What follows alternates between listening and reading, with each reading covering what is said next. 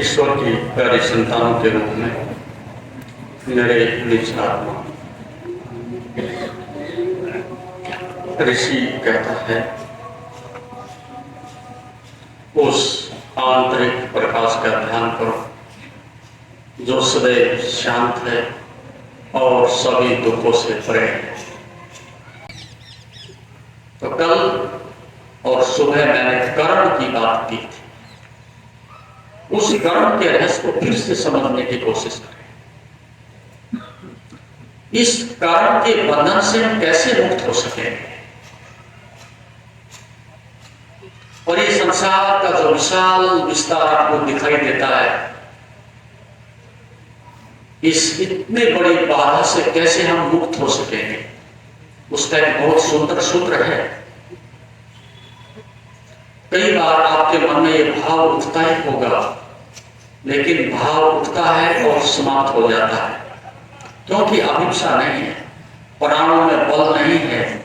अब 2 दिन यहां सुनोगे, 365 दिन यहां से पीठ फिर चुकी होगी, फिर ये खोज आगे नहीं बढ़ सकती।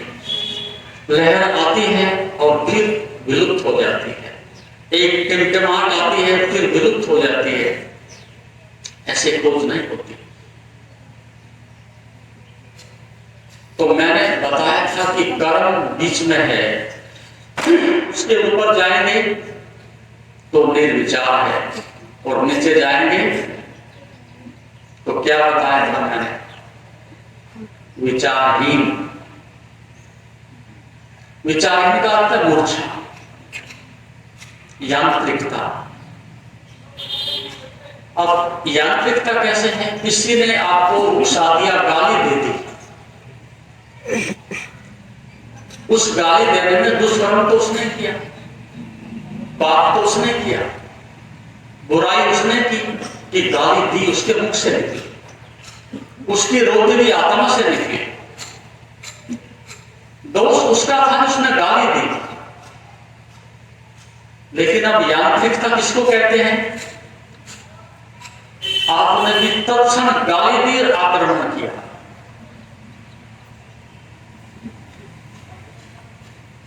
इसको यांत्रिकता कहते हैं। उसने मूर्खता की, पागलपन किया, लेकिन आपने कौन सा बुद्धिमत्ता की। एक व्यक्ति ने अपमान किया, तत्क्षण आपने भी अपमान किया।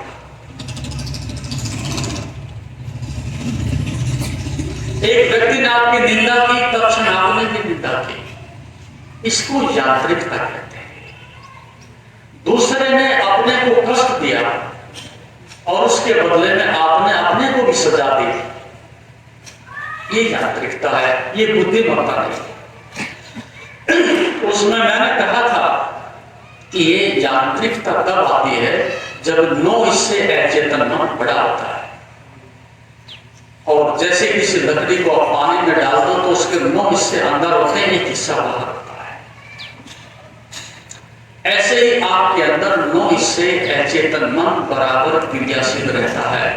उस 9 हिस्से को कैसे हम उस चेतनता में बदलें, उसके कुछ सूत्र हैं। योग दर्शन में उसके सूत्र हैं। उसका पहला सूत्र है कि जब आप अपने विचारों के प्रति तटस्थ हो जाते हैं, इसको विचारशीलता कहते हैं। फिर से सुनिएगा ध्यान से। अपने विचारों के प्रति जब आप सजग हो जाते हैं, तटस्थ हो जाते हैं, इसको विचारशीलता कहते हैं। इसका क्या अर्थ हुआ?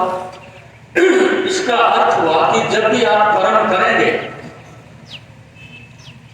तो 5 सेकंड के लिए रुकेंगे और 3 बार सोचेंगे कि ये कर्म करना है कि नहीं करना है, ये बात कहनी है कि नहीं कहनी है, ये गाली का उत्तर गाली में देना है कि नहीं देना है, ये अपमान के बदले में अपमान करना है कि नहीं करना है, ये सामने वाले ने इतने बड़े भवन बिल्डिंग बना दी है, क्या मुझे भी इसकी आवश्यकता है कि नहीं। दूसरे व्यक्ति ने गाड़ी लंबी खरीद ली, मुझे भी इसकी आवश्यकता है कि नहीं। दूसरे व्यक्ति ने ऐसी पोशाक पहनी है, मुझे भी आवश्यकता है कि नहीं? दूसरे व्यक्ति ने अपनी शादी में इतने पैसे लगा दिए, क्या मुझे भी लगाने की आवश्यकता है कि नहीं? जब आप प्रत्येक बात के लिए दूसरे की नकल नहीं करते, अनुसरण नहीं करते, यांत्रिकता नहीं करते, अपने लिए बात लागू करते हैं, क्या मुझे इसकी आवश्यकता है? इसके माध्यम से एक बड़ी क्रांति यह आती है कि तत्क्षण आपकी आत्मा के, आपके प्रकाश को निर्णय करने का, देखने का, अनुभव करने का अवसर मिलेगा। और गुरुओं का गुरु अंदर ही प्रवेश करता है। परम ज्ञान आपके अंदर ही छिपा है, लेकिन बेहोशी में, जल्दबाजी में आप उसको अवसर ही नहीं देते। इसलिए प्रायश्चित तो करते हो, लेकिन तब करते हो जब हाथ से सब निकल जाता है। एक ज्ञानी व्यक्ति में और मूर्ख में इतना ही अंतर है। ज्ञानी का अर्थ है कि परिणाम के विषय में पहले सोचता है, और अज्ञानी और मूढ़ का अर्थ है कि भटकने के बाद, सलने के बाद, दुष्कर्म होने के बाद फिर प्रायश्चित करता है, कुछ सोचता है। आप में, ज्ञानी में कोई बड़ा अंतर नहीं है। एक ही इतना अंतर है कि समझदार आदमी पहले उसके परिणाम, उसमें फल लगेंगे, दूसरे आदमी को पीड़ा होगी, उसके फल लगेंगे, परिणाम क्या होगा, इसके विषय में पहले सोचना। और मूर्छा में, पागलपन में, यांत्रिकता में, जड़ता में व्यक्ति पटक खाने के बाद, जेल जाने के बाद, बेइज्जती होने के बाद सोचता है कि मुझे ऐसा नहीं करना चाहिए, मुझे ऐसा नहीं करना चाहिए।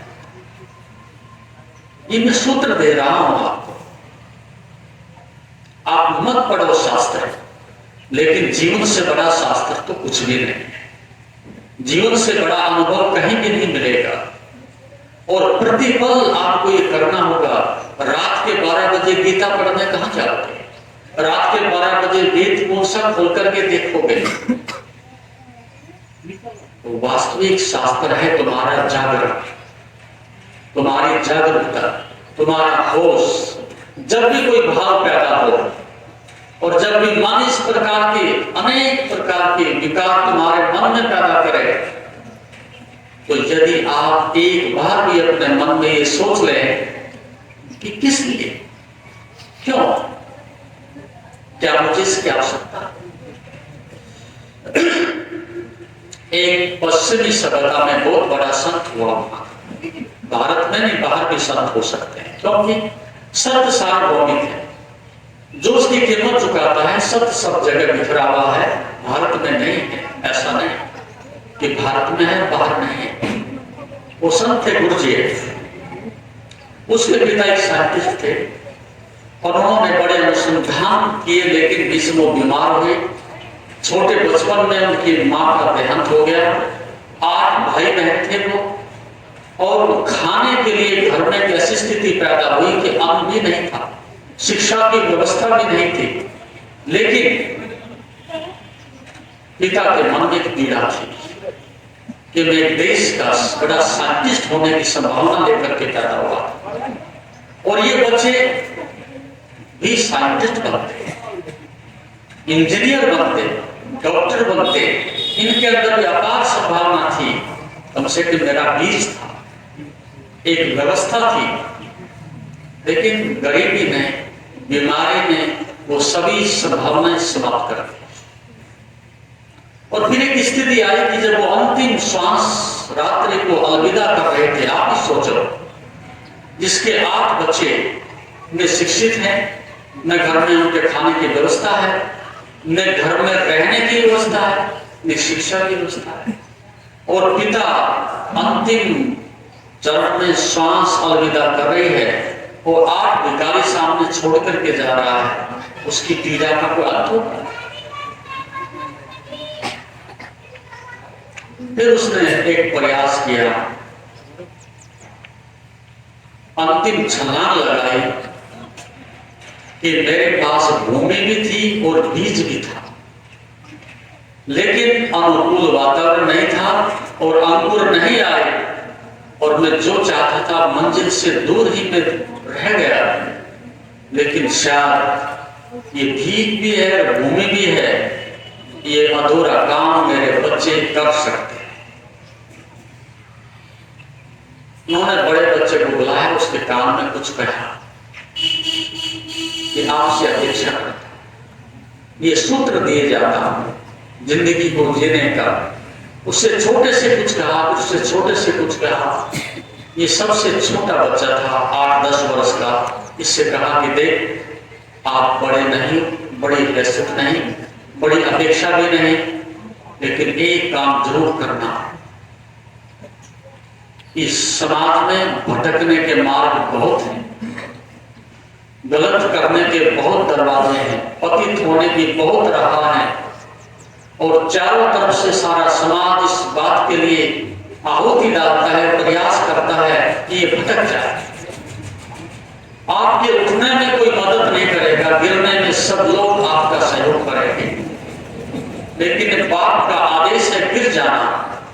चोरी करने का मन हो चोरी करना, बलात्कार करना, मारपीट करना, अपमान करना, जो चाहे दुष्कर्म करना, लेकिन एक बात मेरी निभा देना, जब कभी भी चोरी करने का मन आए, किसी की हत्या करने का मन आए, 24 घंटे के लिए पोस्टपोन कर देना, स्थगित कर देना।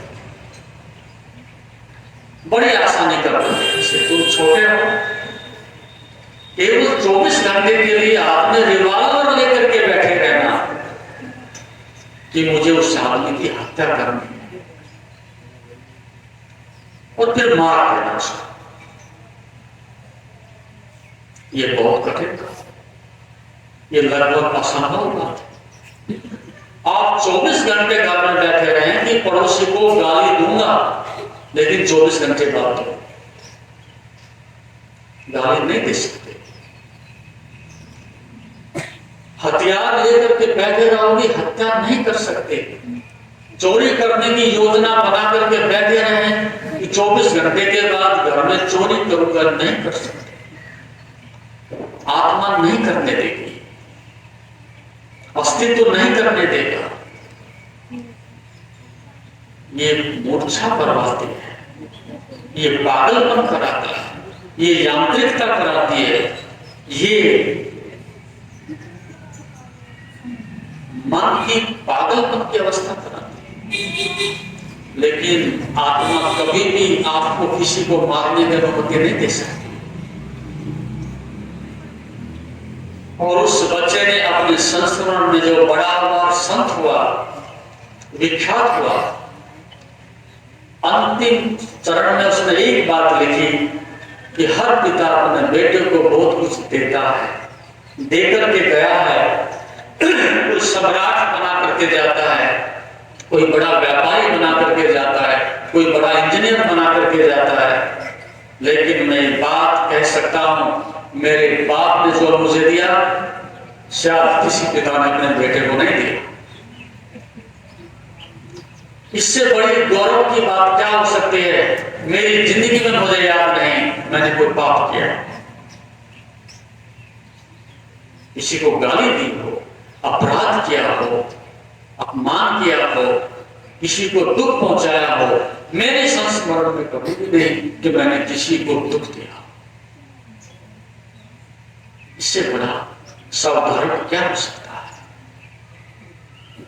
इससे बड़ी समाधि, ध्यान और योग और क्या हो सकता है? योग क्या सिखाता है?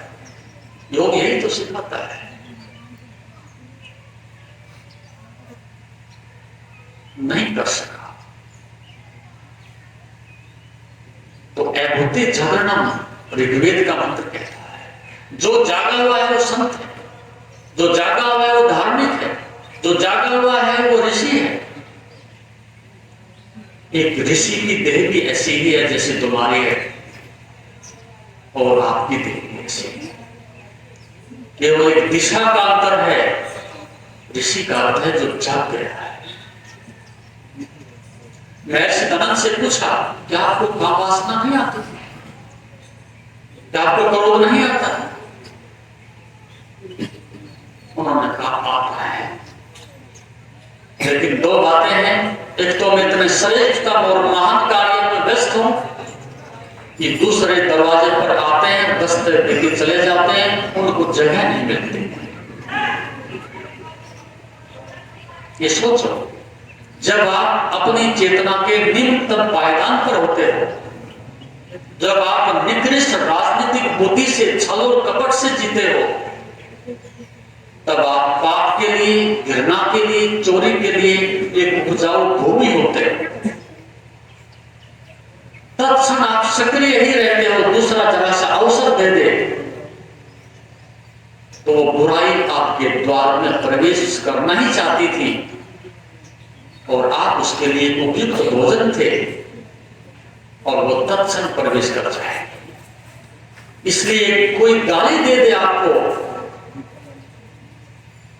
एक बुलेट की तरह से, गोली की तरह से आपके हृदय में प्रवेश कर जाती है। देखा कर, मैं कहना भाई ओम का जाप जपना,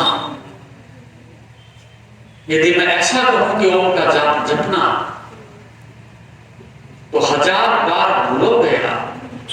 अभी भी मैं कहूं आंख बंद करके बैठ जाना और 1 मिनट तक बीच में कोई विचार नहीं आने देना, केवल ओम का सिमरण करना, गायत्री मंत्र जपना 1 मिनट तक केवल। जहां तक मैं अनुसंधान किए हैं, बहुत लोगों को देखा है और मनों का अध्ययन किया है, आप 1 मिनट में पता नहीं कितने विचारों से गुजर जाओगे। मंत्र कहीं होगा, आप कहीं होंगे और विचार आपके अंदर गतिमान होंगे, लेकिन कोई व्यक्ति सुबह सुबह आकर के घर में एक भद्दी सी गाली दे जाए, तीखी नजर से देख जाए और मैं लाख कोशिश करूं सायंकाल तक भूलना भाई इस गाली को, आप भूल पाओगे? ईमानदारी से कहो, पड़ोसी ने, दुश्मन ने गाली दे दी हो, मंत्र से भी गहरी, भोजन करोगे तो गाली चलेगी, किसी से बात करोगे तो गाली चलेगी, ऑफिस में बैठे होंगे तो गाली चलेगी। एक माला की तरह से जपा जप गाली का चलेगा। इसका क्या अर्थ हुआ? शब्द ने जगह नहीं बनाई, मंत्र ने जगह नहीं बनाई, धर्म ने जगह नहीं बनाई, और एक गाली इतनी प्रभावशाली होगी कि मेरा हार्ट अटैक होने जा रहा है तो उसको मैं शराब पी के भुलाऊंगा, नींद की गोली लेकर के भुलाऊंगा, सिनेमा घर में जाके मनोरंजन करके भुलाने की कोशिश करूंगा और तब भी भूलेंगे नहीं आप। इसका क्या अर्थ हुआ? इसका अर्थ हुआ कि आपके अंदर इतना जहर है, इतनी नेगेटिविटी है, इतनी अधर्म के लिए उपजाऊ भूमि है कि उसके लिए आपने रास्ता दिया हुआ है। दुष्टता के लिए आपका चित्त बहुत उपजाऊ है और सज्जनता के लिए उसमें एक भी कण, एक भी बीज अंकुरित नहीं होता। क्यों नहीं होता? क्योंकि मूर्छा है, मूर्छा है। तो उस संत ने लिखा कि मैं जिंदगी भर प्रयास करके भी एक भी पाप नहीं कर सका, और आप जिंदगी भर प्रयास करके भी एक पुण्य नहीं कर पाते।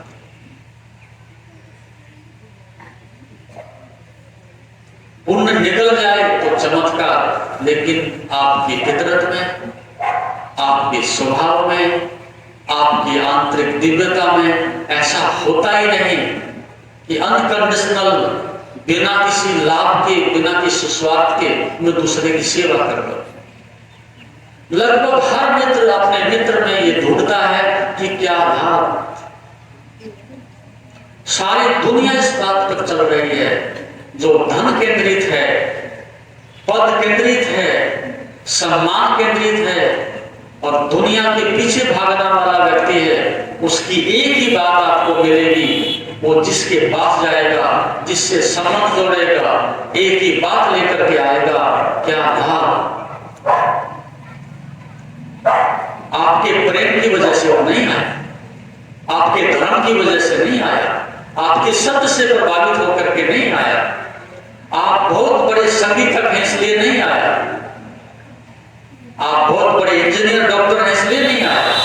उसके आने का एक ही अर्थ है, आप समझ जाओगे और समझते भी हो। यदि कोई आदमी आपसे जुड़ता है तो एक ही बात से कुछ लाभ हो जाए।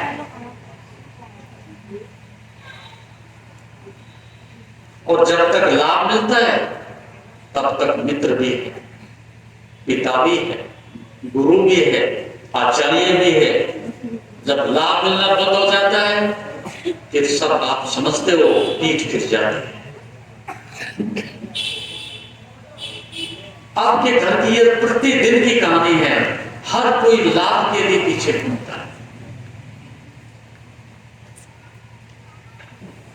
तो ऋषि कहता है कि जो जाग जाए वो धर्मात्मा है, जो जाग जाए उसके अंदर से पुण्य ऐसे ही निकलता है जैसे गौमुख से गंगा निकलती है। इसलिए कबीर साहब ने कहा कि जो जो करो सो सो पूजा। जागे हुए आदमी का जो भी कर्म होगा वो सब पूजा होगा, वो सब पुण्य होगा, उसके अंदर वो दिव्यता ही होगी।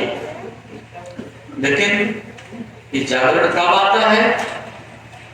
जब इस सूत्र का ध्यान रखें कि जब भी मैं कर्म करूंगा तो 3 बार सोचूंगा इस कर्म का परिणाम भी क्या होगा, और इस कर्म से ना तो मुझे पीड़ा हो और इस कर्म से ना दूसरे को पीड़ा हो। अपने को सताना भी हिंसा है और दूसरे को सताना भी हिंसा है। संसार में 2 तरह के आदमी हैं, जिसको संसारी कहते हैं वो सदैव दूसरों को पीड़ा देता है, और जिसको हम तथाकथित धार्मिक आदमी कहते हैं कि दूसरे को पीड़ा नहीं दे सकता, वो अपने को पीड़ा देने लगता है। भूखा मरेगा, अग्नि में तपेगा, जल में खड़ा रहेगा, पता नहीं क्या क्या अपने को सताने के लिए इस प्रकार के काम करेगा, अनशन करेगा। दोनों प्रकार से हिंसा है। नहीं तो तुम अपने को सताओ ना दूसरे को सताओ, ये संतुलित आदमी का लक्षण है। तो पहली बात समझ आती है, यदि ये सूत्र आपके हृदय में चला गया, मैं कहता हूं इससे बड़ी संसार में कोई शिक्षा नहीं हो सकती। 3 बार सोचना बहुत बड़ी बात है। अवसर दीजिएगा अपने, थोड़ा ठहरिएगा, थोड़ा देखिएगा। और कोर्ट के बयान नहीं है ऐसे कि जज ने कहा कि अभी बोल, तत्क्षण बोल। आपके पास पर्याप्त समय होता है। और आज से यदि आप मेरे से स्नेह करते हैं, धर्म से प्रेम करते हैं, श्रद्धा रखते हैं, अधिक प्रयोग नहीं करने के लिए कहता। अब लगभग 5 बजने वाले, कल 5 बजे तक भी यदि आप इस संकल्प को निभा सके, इस प्रतिज्ञा को अपने अंदर धारण कर सके कि मैंने जो कुछ भी बोलना है वो 3 बार सोच के ही बोलना है, जो कुछ भी करना है 3 बार कम से कम सोचना है। मैं अच्छी प्रकार से जानता हूं आपके अंदर एक सन्नाटा छा जाएगा। ये भीड़ नहीं रहेगी, ये व्यर्थ की जो बेकरी है, जो बखान करती है और बोले जा रही है नरगल, ये बंद हो जाएगी। 90% अनावश्यक जो बोला जा रहा है वो बंद हो जाएगा और आपके अंदर एक अमोघ वाणी प्रकट होने लगेगी। मंत्र का अर्थ क्या होता है? जो मंत्रना से निकलता है, जो विवेक से निकलता है, 10 बार सोचने से निकलता है, तो उसमें एक गहराई होती है, एक अंतरंगता होती है, एक आत्मा का उसके साथ प्रकाश होता है। जिसके साथ आत्मा का प्रकाश उड़ जाता है वही तो मंत्र होता है। मंत्र के आसमान से नहीं आता। मंत्र का अर्थ है कि जो अपरिहार्य होगा, अत्यंत आवश्यक होगा, अत्यंत जरूरी होगा, अत्यंत सीमित होगा और सार्थक होगा, वही बोलो।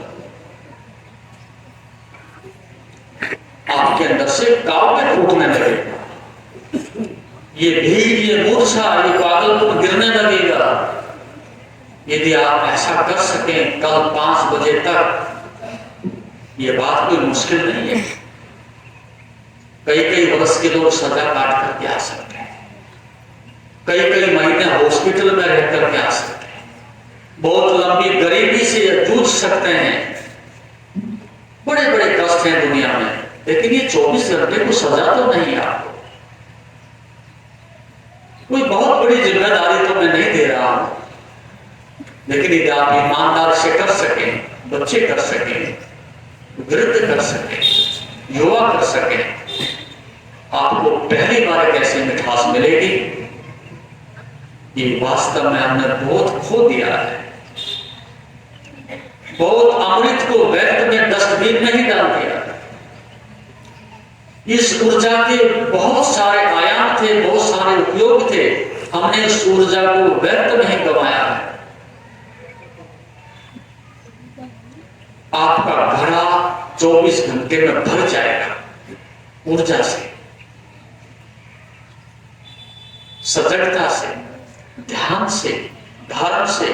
आप पहली बार अनुभव करोगे कि वास्तव में धर्म को जानना ही जीवन का एक वास्तविक उद्देश्य है। जीवन के अंतरंग रहस्यों को उसमें उतरना ही जीवन का उद्देश्य है। परिधि को छोड़ करके केंद्र की ओर वापस लौटना ही वास्तव में जीवन है।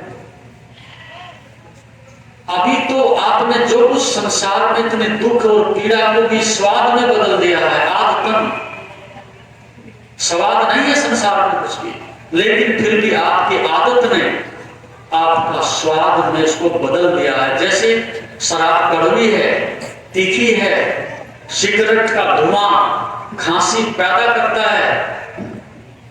जब पहली बार कोई सिगरेट पीता है, शराब पीता है, तो क्या अच्छी लगती है? इससे ज्यादा खतरनाक, बदबू से भरी हुई और जलन पैदा करने वाले संसार में कोई भी द्रव्य नहीं है। तेजाब है, लेकिन आदत डालते डालते वो मीठी लगने लगती है, स्वादिष्ट लगने लगती है। उसमें आपकी आदत एक टेस्ट डेवलप कर देती है।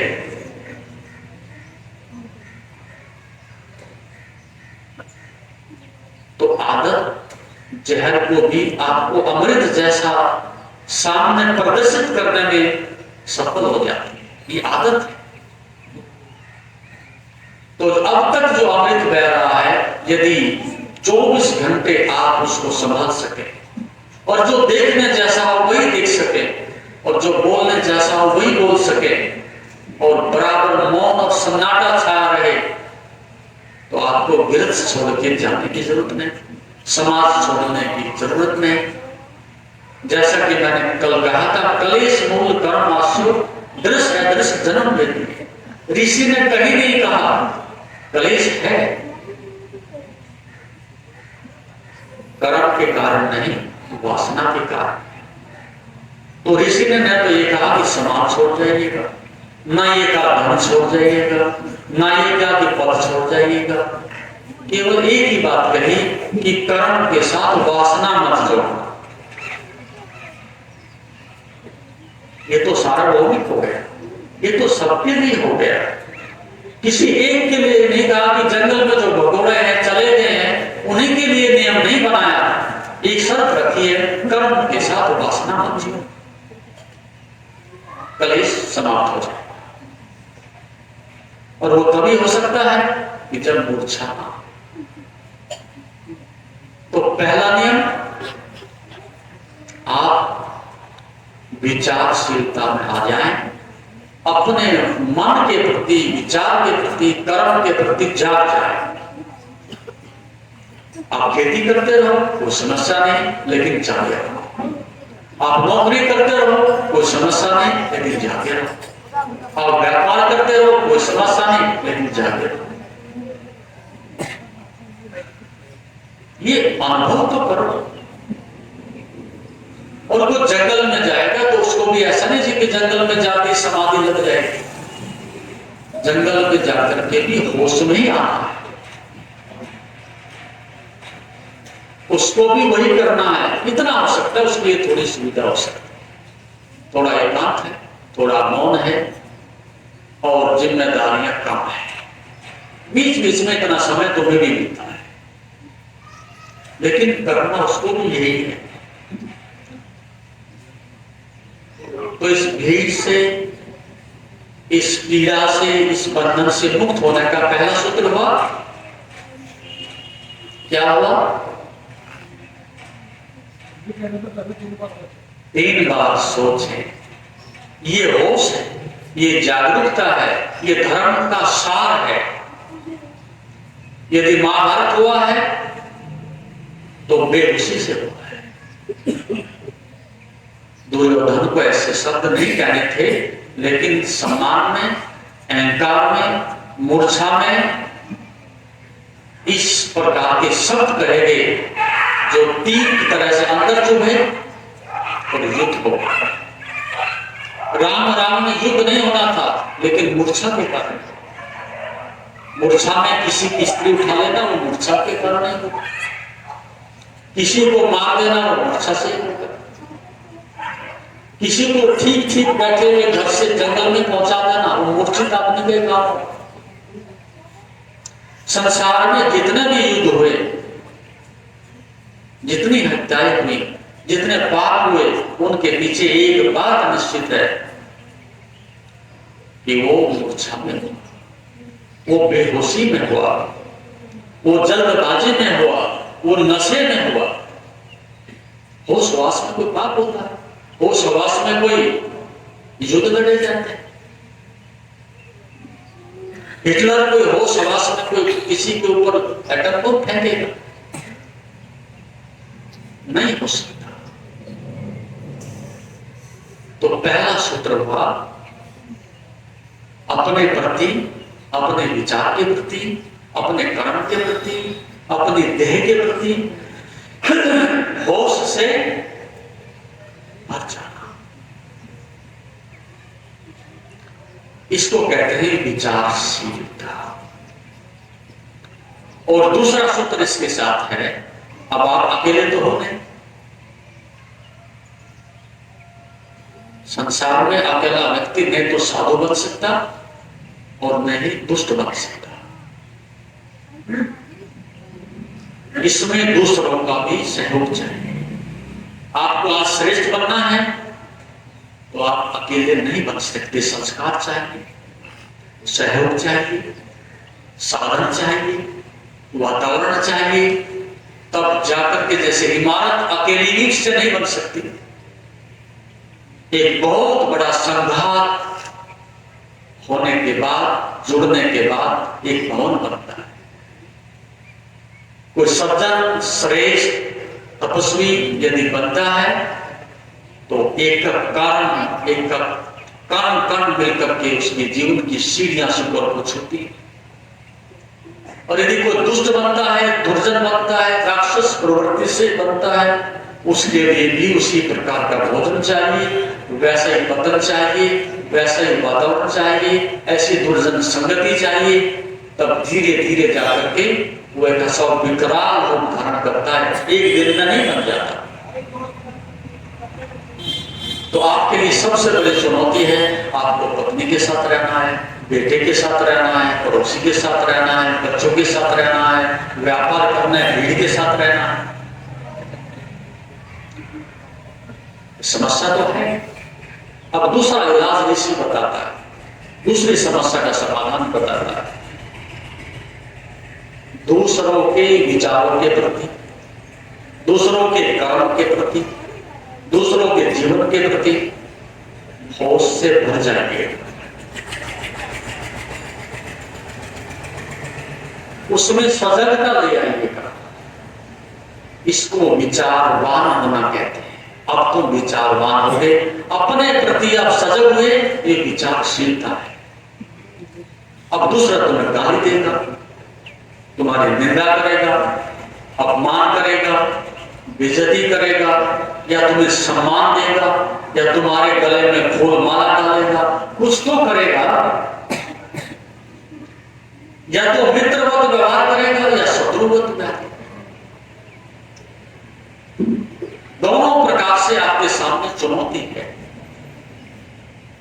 जब कोई व्यक्ति आपको पास जुड़ता है और कुछ भी करता है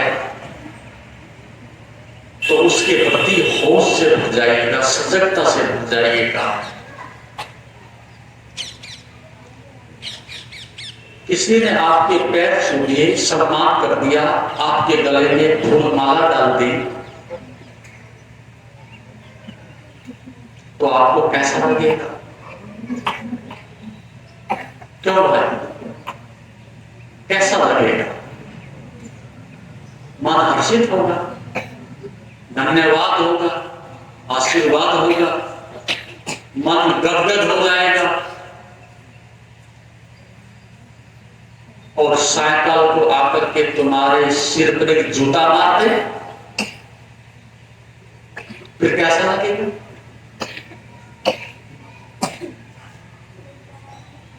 फिर सब विपरीत हो गया। और ये बात प्रतिदिन होती है। जिसने सम्मान दिया वो अपमान भी करेगा,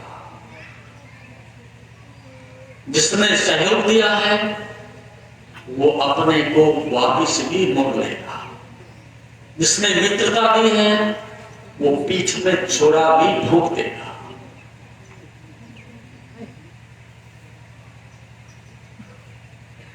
ये प्रतिदिन की घटना होती है। अब ये आपके लिए थोड़ा चुनौतीपूर्ण है। यहां से एक साधु बौद्ध भिक्षु चीन के अंदर गए। लंबे समय से उसकी वहां वो प्रतीक्षा करते थे, क्योंकि बहुत अधिक देर तक भारत में नहीं टिक सका। वो जापान चला गया, चीन चला गया, कोरिया चला गया, थाईलैंड चला गया, बहुत सारे देशों में फैला, लेकिन भारत में विकसित नहीं हो सका। इन्हीं कारणों से मैं उसमें नहीं जाना चाहता। तो बौद्ध धर्म यहाँ एक प्रसिद्ध बौद्ध भिक्षु होगा, संत था, और वो चाइना गया।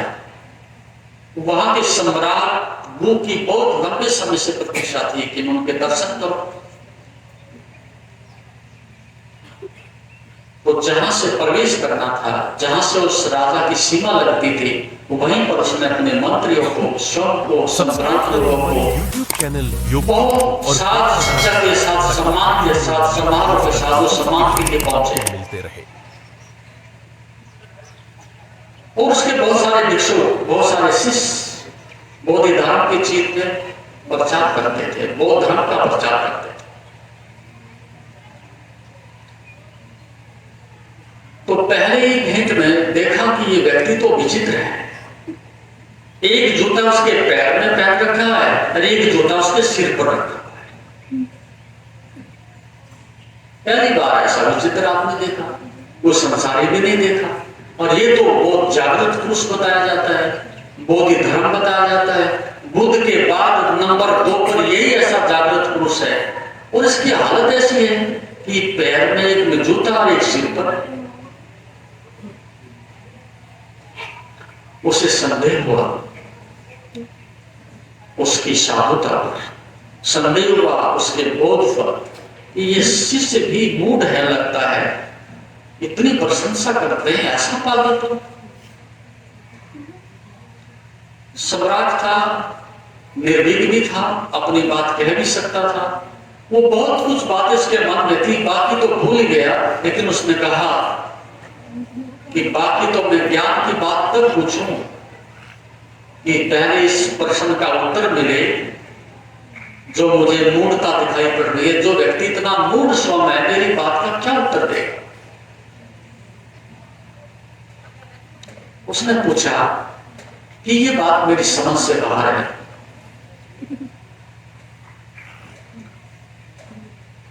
उस बोधि धर्म ने कहा कि तुम्हारी समझने में देर लगेगी, लेकिन जो बात पहले घटित हो जाए वो ठीक ही है, बाद में हम निपट लेंगे। बोले क्या मतलब? उसने कहा सम्राट का अहंकार सम्राट जैसा ही होता है। गरीब आदमी का अहंकार भी गरीब होता है और अमीर आदमी का अहंकार भी अमीर होता है। मैं जानता हूं तुम सम्राट हो और तुम्हारी नगरी में मैं प्रवेश कर रहा हूं और मैं बहुत कटु सत्य कहने जा रहा हूं। मैं वह सब कुछ कहूंगा जो राजनीति के विपरीत होगा, मैं वह सब कहूंगा जो अधर्म के विपरीत होगा, और वह सब होगा जो तुम्हारे राज्य के नीति के संविधान के विपरीत होगा। तो उसका प्रबंध मैंने पहले ही कर लिया है। बोले क्या मतलब? बोले इससे पहले कि तुम मेरे सिर पर जूता मारो, मैंने पहले ही मार लिया। तुम मेरा अपमान नहीं कर सकते। जिस जगह पर तुम निशाना बांधोगे, जूता मारने के लिए जगह बनाओगे, क्योंकि जिसने पैर छुए हैं वो सिर पर जूता भी मार सकता है। जो चरणों में झुका है वो गर्दन भी काट लेता है, कटी है। आसान नहीं किसी के चरणों में झुकना, पीड़ा से झुका जाता है। मन तो होता है कि ये झुकता, लेकिन हमें झुकना पड़ता। किसी के गले में माला डालना आसान नहीं होता। मन तो होता है मेरे में डालनी चाहिए थी, ये धूर्त और बेईमान लोगों के गले में डल रही है। आदत तो नहीं था, लेकिन समाज हमें कुछ चीज ढोनी पड़ती है, दिखावे के लिए करनी पड़ती है। तो उसने कहा कि ये बात तुम्हारे मन में बाद में पैदा होकर पहले कर देता हूं। समझ आ गई बात, ठीक है। दूसरी बात पूछी, मैंने इतने कुएं बनवाए, बावड़ी बनवाई, इतने विद्यालय बनवाए, इतने धर्मशाले खुलवाई, इतने भंडारे चलवाए भिक्षुकों के लिए, क्या उसके लिए मुझे स्वर्ग मिलेगा? उसके लिए क्या पुण्य मिलेगा? संत होता है। उसने कहा तुम्हें 7 नंबर का सबसे बड़ा नरक मिलेगा। क्या मतलब? बोले दान वही सात्विक होता है जिसमें अहंकार नहीं होता। 3 प्रकार की स्थिति होती है दान की। एक, जो व्यक्ति दुष्टता से, पाखंड से, धोखाधड़ी से धन कमाता है और उसमें से कुछ दान भी दे देता है, ये तामसिक दान है इसका। लेकिन दूसरों का चुरा करके और अपने हाथ से दे रहा है, दूसरों का लूटा। और आप ये देख लेना, आपके जितने भी दानदाता तथाकथित हैं वो दूसरों का लूट के लाते हैं और बड़ी बड़ी पट्टिका लगवाने के लिए, सम्मान पाने के लिए वो बीमारी, वो रोग, वो जहर आपको दे जाते हैं। इतना धन ईमानदारी से, पुरुषार्थ से, धर्म से आता कौन है? आप किसान हो, मुश्किल से रोटी मिलती, मुश्किल से एक मकान बनता है जिंदगी, मुश्किल से 2 जोड़ी कपड़े पहने जाते हैं, मुश्किल से बच्चे की शादी होती है। तुम्हारे पास क्यों नहीं आता है? 1 के 1 करोड़ जो बनाना चाहेगा, क्या वो ईमानदारी से आते हैं? फिर उसके पास आप दान मांगने जाते हो, वो दानदाता हो जाता है, सम्मानीय हो जाता है, पूजनीय हो जाता है, राष्ट्रपति प्रधानमंत्री हो जाता है। किसके कारण? धन के कारण। लेकिन उसके पीछे जो बेईमानी थी, उसके पीछे जो लाश लगी हुई थी धन के पीछे, उसके नीचे बड़ी हिंसा थी, बड़ा रक्तपात था धन की गठरी के पीछे, वो कोई नहीं देखता। आप उस दान को स्वीकार करते हैं, वो दान है लेकिन तामसिक है। दूसरी प्रकार का राजसी दान है। आदमी दान देता है लेकिन कुछ बदले की भावना से, कुछ पाने के लिए, इसमें से कुछ लाभ मिल जाए, इसमें से कुछ सम्मान भी मिल जाए, इससे कुछ पद भी मिल जाए। देता है लेकिन रजोगुण से देता है, कमाया अच्छे से है लेकिन कुछ पाने के लिए देता है। और सात्विक दान तीसरे नंबर का वह होता है कि प्रभु की मेरे ऊपर अपार कृपा है और मुझे प्रभु ने इतना दिया है कि इसमें से सेवा के लिए, पुण्य के लिए दूसरों के पास भी पहुंच जाए। मुझे चाहिए कुछ नहीं, लेकिन जिसने स्वीकार किया उसको हम दक्षिणा भी देते हैं। देते हैं कि नहीं? किसी ने हमारी सेवा को स्वीकार कर लिया हो, किसी साधु के पास जाते हो और आपने उसको दान दिया तो दक्षिणा भी देते हो। उस दक्षिणा का क्या मतलब? उसका मतलब है आपने अवसर दिया, आपकी अपार कृपा, आप पीठ फेर सकते थे, आप मना कर सकते थे, आप ना लेते तो मैं क्या करता? मैं इस पुण्य से चूक जाता। दान के साथ दक्षिणा भी धन्यवाद के रूप में दी जा रही है कि आपने मुझे एक अवसर तो दिया झुकने का। और ये मेरा नहीं था, ये प्रभु का प्रसाद था और ये बच जाए। ये गरीब के पास भी चला जाए, दुखी के पास भी चला जाए, मेरा पड़ोसी बीमार है उसके पास भी चला जाए। वो करुणा से हुआ दान, वो महान दान सात्विक है। इसलिए समय समापन की ओर है। दूसरा सूत्र शायद समय होगा, चर्चा करेंगे, और तीसरा सूत्र भी, फिर ये बात पूरी हो जाए। जैसा कि आप जानते हैं, शरीर को स्वस्थ और मन को शांत बनाने के लिए योग ही एकमात्र साधन है।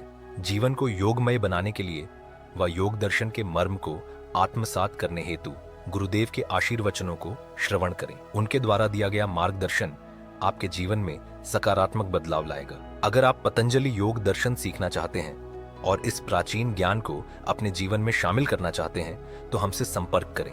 हमारे योग सत्र न केवल आपके शरीर को स्वस्थ बनाएंगे बल्कि आपके मन और आत्मा को भी संतुलित करेंगे।